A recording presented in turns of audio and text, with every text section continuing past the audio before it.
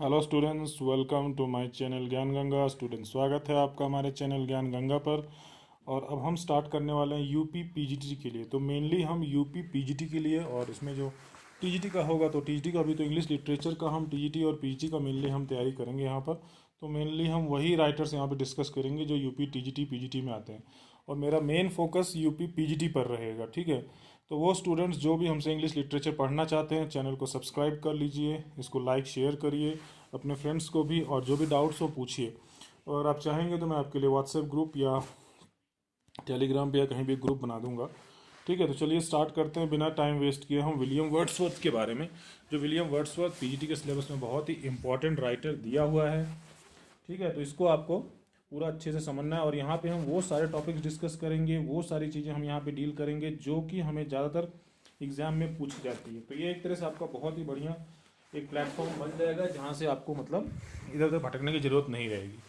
ठीक है, तो चलिए विलियम वर्ड्सवर्थ को स्टार्ट करते हैं। ये पीजीटी के लिए मेनली बना रहा हूँ मैं। तो जो भी स्टूडेंट्स टीजीटी पीजीटी में राइटर्स, आप टैली कर लीजिएगा। अगर टीजीटी में भी है तो ये आपको टीजीटी में भी काम करेगा। तो चलिए सबसे पहले जानते हैं वर्ड्सवर्थ के बारे में।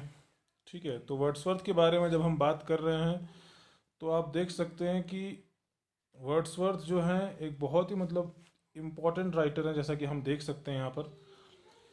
ठीक है, तो वर्ड्सवर्थ जो है क्या है, मतलब वो 1770 से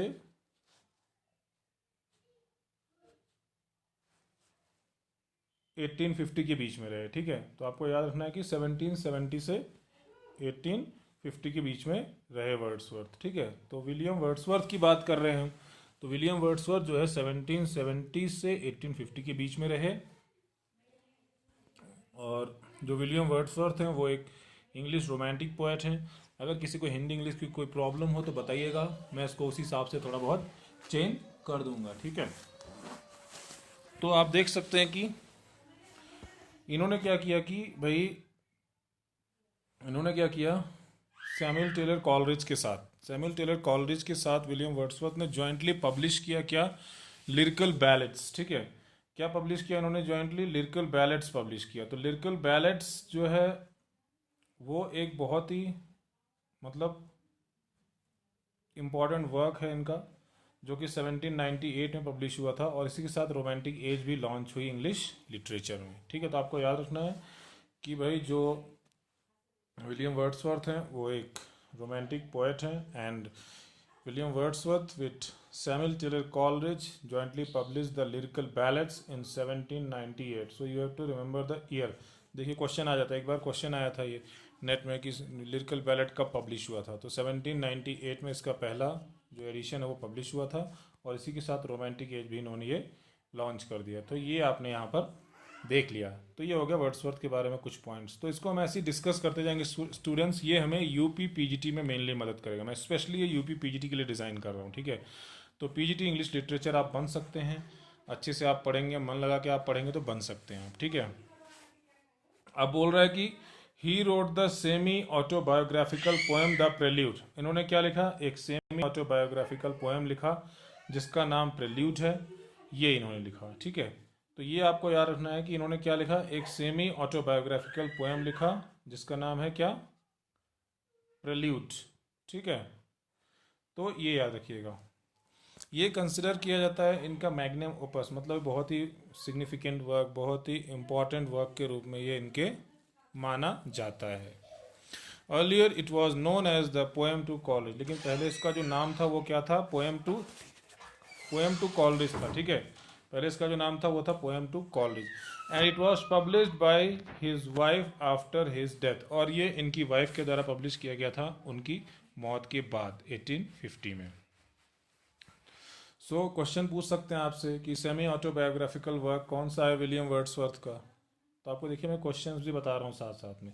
क्वेश्चन क्या बनता है यहाँ पर कि एक सेमी ऑटोबायोग्राफिकल वर्क कौन सा है विलियम वर्ड्सवर्थ का, तो वो है द प्रेल्यूड, जो क्या जाना जाता है, मैग्नम ओपस के रूप में जाना जाता है। या ये भी आपसे पूछ सकते हैं कि विलियम वर्ड्सवर्थ का मैग्नम ओपस कौन सा वर्क है जो माना जाता है, तो वो है द प्रेल्यूड। और इससे पहले एक और क्वेश्चन बन सकता है, एक और क्वेश्चन आपसे पूछा जा सकता है कि भाई अर्लियर इसका क्या नाम था, पहले इसका क्या नाम था। तो पहले इसका क्या नाम था, द पोएम टू कॉलरिज, ये याद रखिएगा, द पोएम टू कॉलरिज, ये इसका पहले नाम था। किसने पब्लिश किया ये, वर्ड्सवर्थ की वाइफ ने पब्लिश किया इनकी डेथ के बाद, ठीक है। तो ये हो गया, ये सारे पॉइंट्स देखिए, एक एक पॉइंट में आप देख सकते हैं 3 3 4 4 क्वेश्चन बन रहे हैं, तो इनको आप अच्छे से समझिए, पढ़िए, कोई डाउट हो तो पूछिए, ठीक है। इसके बाद है Wordsworth was poet laureate of England from 1843 to 1850। आप देख सकते हैं कि वर्ड्सवर्थ जो थे वो 1843 से 1850 तक क्या थे, पोएट लॉरिएट थे, इंग्लैंड के पोएट लॉरिएट थे। ये आपको याद रखना है पॉइंट, कब से कब तक थे ये पोएट लॉरिएट, ये थे 1843 से 1850 तक ये पोएट लॉरिएट थे, ठीक है।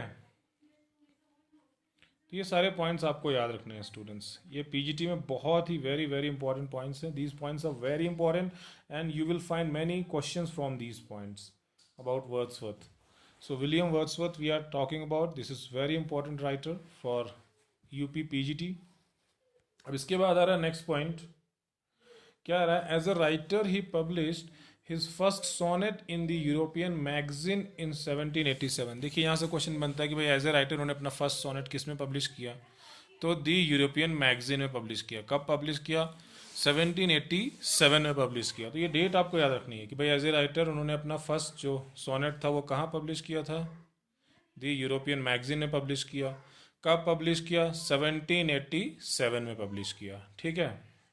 तो ये आपको याद रखना है कि उन्होंने 1787 में अपना first work the European magazine में पब्लिश किया। So he first sonnet in the European magazine, ये आप याद रखिएगा।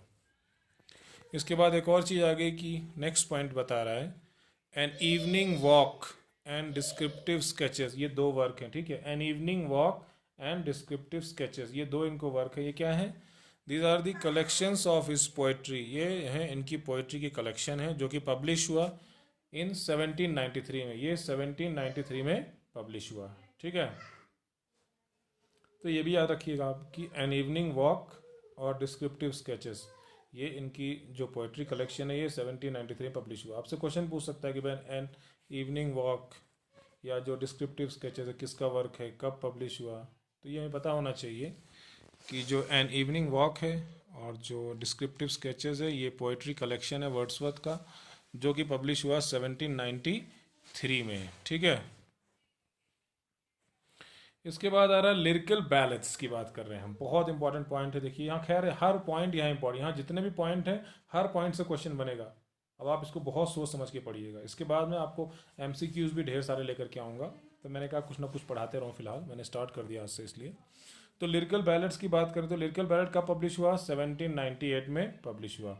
इसमें क्या है, इसमें एक फेमस पोएम है वर्ड्सवर्थ की टिंटन एबी, वो है, और दूसरी एक the rime of the ancient Mariner, ये एक पोएम है सैमुअल टेलर कॉलरिज की, ये है। तो ये दो बहुत ही इंपॉर्टेंट वर्क इसमें फर्स्ट एडिशन में आपके, यानी कि कह सकते हो कि हमारा जो लिरिकल बैलेट का जो फर्स्ट एडिशन है इसमें दो बहुत ही इंपॉर्टेंट वर्क, एक वर्ड्सवर्थ का टिंटन एबी और सैमुअल टेलर कॉलरिज का the rime of the ancient Mariner, ये दो इम्पॉर्टेंट वर्क्स इसमें पब्लिश हुए थे, ठीक है।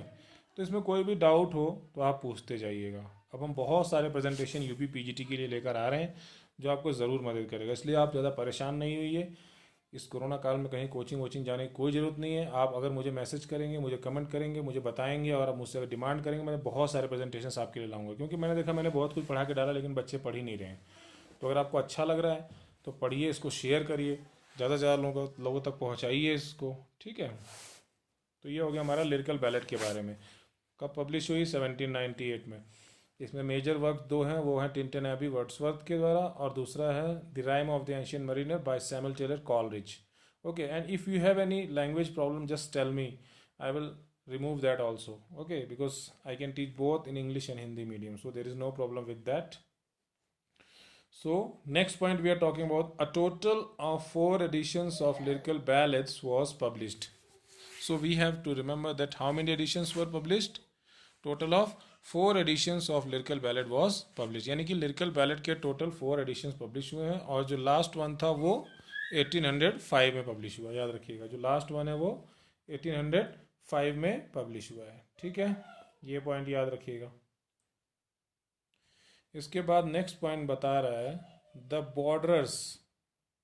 द बॉर्डर्स क्या है? ये एक वर्स ट्रेजेडी है, the only play written by William Wordsworth. देखिए यहाँ से सीधा एक क्वेश्चन बन जाता है कि भाई वर्ड्सवर्थ ने सिर्फ एक प्ले लिखा है, वो कौन सा है? तो याद रखिए द बॉर्डर्स जो है वो एक वर्स ट्रेजेडी है जो कि विलियम वर्ड्सवर्थ के द्वारा लिखा गया है। ये एक ही मतलब उन्होंने प्ले लिखा है विलियम वर्ड्सवर्थ ने, जिसका नाम याद रखिएगा द बॉर्डर्स। तो द बॉर्डर्स क्या है? ये एक वर्स ट्रेजेडी है। ये सिर्फ एक ही प्ले है जो विलियम वर्ड्सवर्थ ने लिखा है। ठीक, नेक्स्ट पॉइंट बता रहा है he intended to call his autobiographical work the recluse. उन्होंने जो उनका ऑटोबायोग्राफिकल वर्क था उसको दी रेक्ल्यूज के नाम से करना चाहा था, but it was published after his death as the prelude. लेकिन वो उनकी डेथ हो गई तो उसके बाद उनकी वाइफ ने उनके ऑटोबायोग्राफिकल वर्क को द प्रेल्यूड के रूप में उस नाम से पब्लिश किया। तो उसका आपसे भी पूछा जा सकता है कि भाई वर्ड्सवर्थ क्या नाम रखना चाहते थे द प्रेल्यूड का? तो वर्ड्सवर्थ जो थे उसका नाम रखना चाहते थे द रेक्ल्यूज। ठीक है, तो वर्ड्सवर्थ क्या नाम रखना चाहते थे? The recluse. ये आप याद रखिएगा। तो देखिए यहाँ से इस तरह के क्वेश्चंस आपके ये बन सकते हैं। यहाँ पे नेक्स्ट पॉइंट बता रहा है Wordsworth is passionate about democracy and has concern with the French revolution. जो वर्ड्सवर्थ है वो बहुत ही पैशनेट थे डेमोक्रेसी के, और उनका बहुत कंसर्न था फ्रेंच रेवोल्यूशन के साथ। तो ये पॉइंट आपको ध्यान रखना कि भाई वर्ड्सवर्थ किसके पैशनेट थे? डेमोक्रेसी की। उनका कंसर्न किससे था? फ्रेंच रेवोल्यूशन से था। ठीक है, देखिए हर पॉइंट से क्वेश्चन बनेंगे यहाँ पर। Wordsworth showed his interest in nature with his famous poem I wandered lonely as a cloud।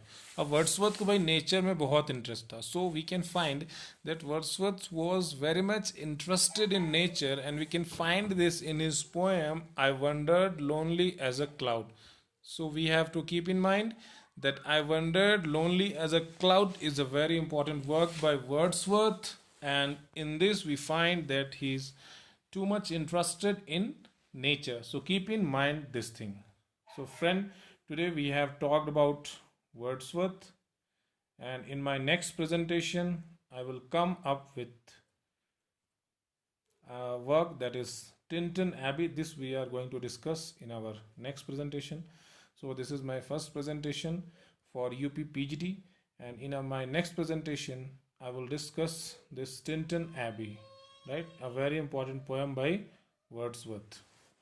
So students, if you have any doubt regarding these points you can ask me, and these points are very important. देखिए ये points इतने important है कि ये UP TGT में PGT में दोनों में वर्क करेंगे अगर राइटर सिलेबस में दोनों कॉमन हुआ तो। ठीक है, मैं पीजीटी के फोकस से पढ़ा रहा हूँ, तो पीजीटी वाले इसमें पूरा फोकस करिए, और टीजीटी वाले भी इसको देख सकते हैं अगर उनका राइटर यहाँ पे मैच हो रहा है तो। और मेरे चैनल पर आप सब्सक्राइब करिए, वहाँ आपको ढेर सारे कोर्सेज मिलेंगे, और कोई डाउट हो तो पूछिए। आपको पीडीएफ चाहिए तो पीडीएफ मिल जाएगा, नोट्स चाहिए तो नोट्स भी मैं अवेलेबल कराऊंगा, और भी है ना। तो इसको अच्छे से पढ़िए, समझिए, कोई डाउट हो तो पूछिए। सो students, see you in the next presentation with the discussion of a very important poem by William Wordsworth, that is Tintin Abbey. This we will discuss in our next presentation. So this is all about William Wordsworth. These are the very important facts which can be asked in TGT PGT exam. So this presentation is equally helpful for TGT PGT or NET exam, but especially now I am designing it as per the need of the UP PGT English Literature exam. So we'll see you in next presentation. Thank you.